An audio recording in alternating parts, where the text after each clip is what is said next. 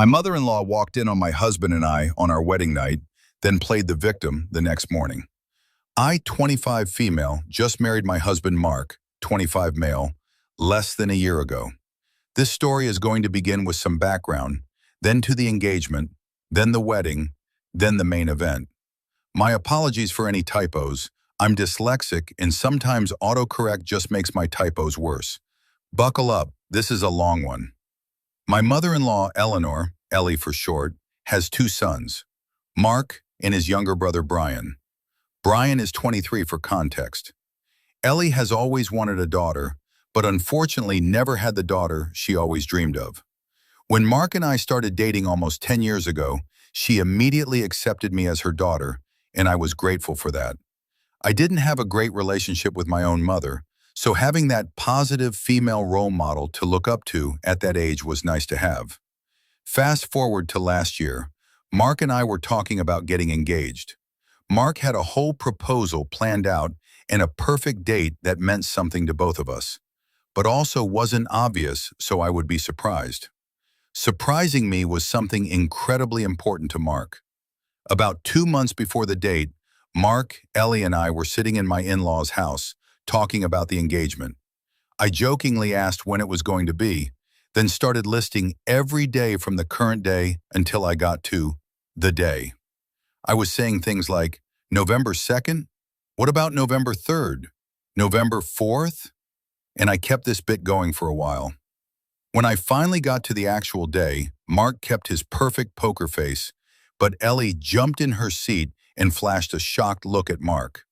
I pretended to not notice and just continued listing dates, but the damage was done.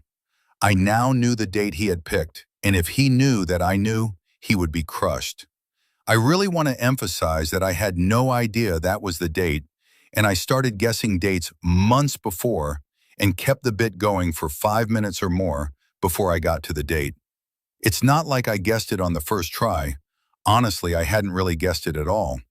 Her overreaction ruined the surprise. I tried to put the date out of my head, and on the day of, I decided to try my hardest to not think about Ellie's reaction to my guess and pretend like Mark and I were just going out on a regular old date.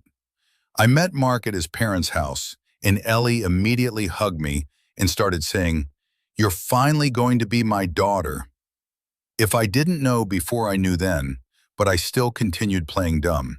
I excused myself to use the restroom, and when I came out, I overheard Ellie talking to Mark, loudly pawing at his pocket saying, "Let me see the ring one more time before she comes out." I just sighed to myself and went back to the bathroom, this time to loudly open the door to alert them I was coming, so they could stop talking about the ring. Mark had worked so hard to make this a surprise for me, and I couldn't ruin it for him. So when he did pop the question, I just had to act surprised to spare his feelings. To this day, I don't have the heart to tell him that I knew for months and that Ellie had ruined the surprise. Obviously, I said yes, and the wedding planning began. Mark and I had talked for years about having a non-traditional wedding and just having my friend who was ordained sign the papers for us. I'm very much an introvert, so having a day that I was the center of attention on was not a priority for me. I would have been okay with just me and Mark signing some paperwork in our PJs, but unfortunately where we live, it requires witnesses to be legally married. We discussed just going to the courthouse, but Ellie freaked out. She insisted we needed a real wedding. Before I could even think about it or agree to it, she got her church to send over availability and messaged her distant relative, who is a retired priest, to see if he would perform the wedding ceremony for free. I have never met this person before, and I felt very uncomfortable having a stranger at my wedding. Little did I know, but he had agreed to do it for free, so it was hard to say no. Her church also agreed to let us use the space for a major discount, so again, hard to say no to a money-saving opportunity. I told Mark that if I was going to go through with this real wedding, then the guest list needed to be under 100, or I simply couldn't do it. He agreed, and we started making a list of who we wanted to invite. Me and him made a list of the most important people, and we listed about 50 people. I thought this was perfect, but Ellie lost it. She was horrified that we didn't invite any of her aunts, uncles, cousins, or other distant relatives. She insisted that it was her son's wedding and that she should have a say in her son's day. Mark and I explained that I had never met any of those people, and many of those people Mark had never met, and we really didn't want people there we didn't know. Ellie threw a tantrum that it's her family and we shouldn't exclude them, and her tantrum was so unbearable that we just agreed and added them to the list to shut her up. Mark told me not to worry though because he had a plan. We ended up picking a date that lined up with when all of her distant relatives go on vacation to Florida, so none of them could make it to the wedding. Because we invited them, many of them felt obligated to send us a card with a check slipped in, so it did actually end up working out that we invited them. But it really sucked that Ellie felt the need to control our guest list. We really didn't have to plan a lot. 100 invites and only around 50 RSVP yes, so it was a low-effort wedding. I am not a very girly girl, so I just decided to order a dress online. This dress was actually a steal because no one even guessed it was only $50. They thought I had spent at least $1,000 at a bridal shop. I was very proud of my online find, but Ellie was livid. She told me I betrayed her and robbed her of her experience of taking her baby girl wedding dress shopping. I told her I didn't take anyone shopping, so she really didn't miss anything, and that it wasn't personal that I excluded her. I just don't enjoy shopping or dresses, and I just wanted something quick and easy. She did not like that response. She demanded I send her pictures of me in the dress, and I said no. I was afraid she would show Mark, or worse, post it, so I told her I wouldn't be sending pictures to anyone, or even taking pictures of myself in it at all. She would just have to wait for the day. Now for the wedding. I have no build-up for this one, so I'm just going to come out and say it. Ellie wore white to my wedding. I showed up at the church early to get ready, and she was already there, already dressed, and had no plans on changing. My awesome maid of honor jokingly said she would spill some wine on it for me, but we just decided to ignore her and move on. When it came time for pictures, Ellie made herself the main character. We hired a family friend of mine who wants to be a photographer to do our pictures. She offered to do it for free, but we really believed that since she was providing a service, then she should be paid. And she was. Anytime the photographer posed us, Ellie would try to jump in front of her with her phone or call our attention to her so we would look at her phone and not the photographer's camera. So many nice group pictures were ruined because no one knew what camera to look at. If we refused to look at the camera, Ellie threw a tantrum and sometimes would physically push us back into place so she could get her shots too. She also stepped on my dress quite a few times in the process, and when confronted about it, stated that it wasn't her fault I picked something with such a long train. At the actual ceremony, Ellie was mostly behaved. She sat in the front row with her phone out the entire time and sobbing, but she sobbed silently and stayed in her seat, so I can't complain. Before the reception could even begin, Ellie posted pictures of the wedding and announced the wedding before I even got a chance to. This was a small wedding, so not a lot of people knew about it. I really wanted the chance to announce it, but she stole that opportunity too. And not only that, but she posted the worst pictures because no one was looking at her phone and no one was properly posed for her pictures. During the reception, we had the cake set up in the corner.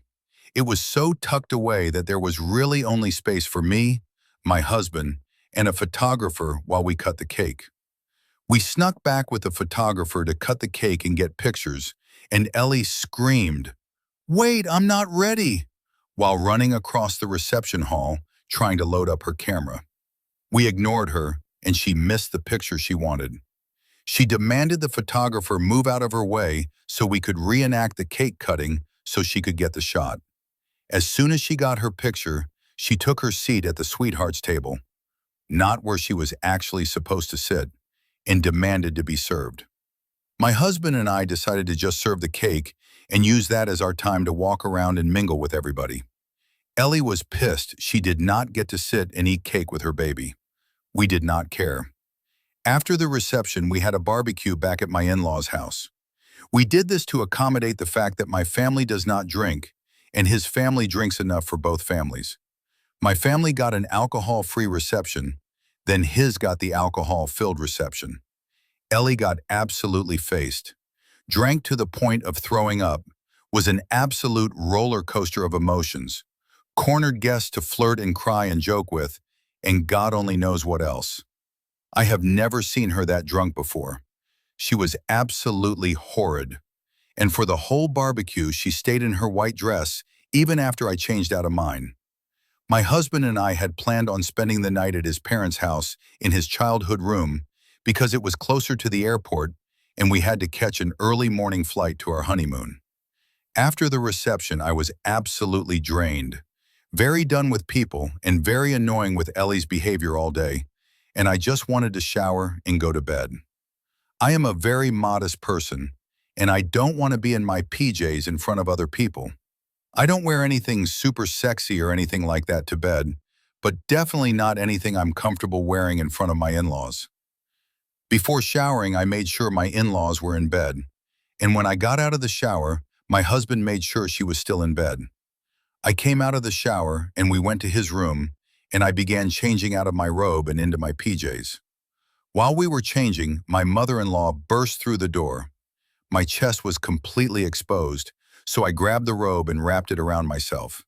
I won't go into details, but I have a history of SA, so that just made this experience so much more violating to me.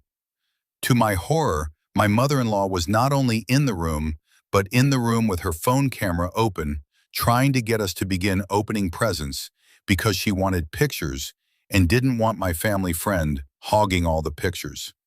I was absolutely horrified and couldn't even speak.